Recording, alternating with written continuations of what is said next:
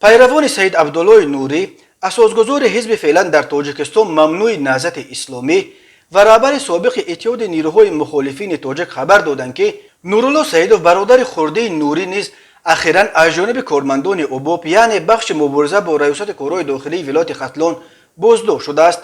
مقامات تا کنون خبر بازداشت نورالله سیدوف را شرح ندادند، ولی اعضای خانواده نوری میگویند که او هم مثل دو برادرزاده دیگر نوری که قبلا دستگیر شدند به گرفتن مبلغها از خارج متهم می شود. اما پیوندان نوری میگویند از خویشاوندان خود در خارج گرفتن مبلغ جرم نیست و صدها هزار خانواده تاجیک از عزیزان مهاجر خود از روسیه و کشورهای دیگر پیوسته کمک مالیوی به دست میآورند. خویشاوندان نوری هم یک قسمش حالا در اروپا کار و زندگی میکنند، به خویش و تبار خود در تاجیکستان پول میفرستند، ولی این پولها وقتهای آخر برایشان درد سرساز شده است.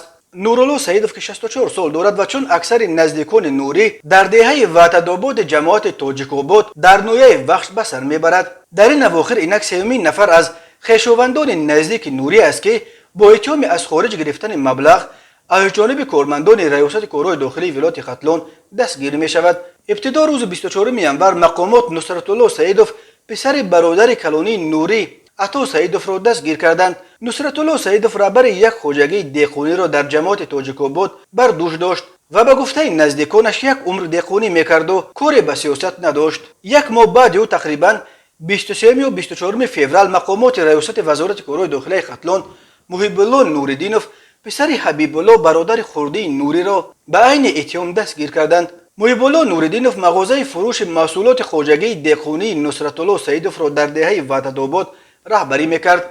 بازداشت نزدیکان سید عبدالله نوری در حال صورت میگیرد که اگر عمر وفایش میکرد این سیاستمدار مخالف تاجیک روز 15 مارت به سن 75 میرسید. نوری 15 مارت سال 1947 در دهه آشتیان در وادی وخیای نویه سنگوار به دنیا آمده.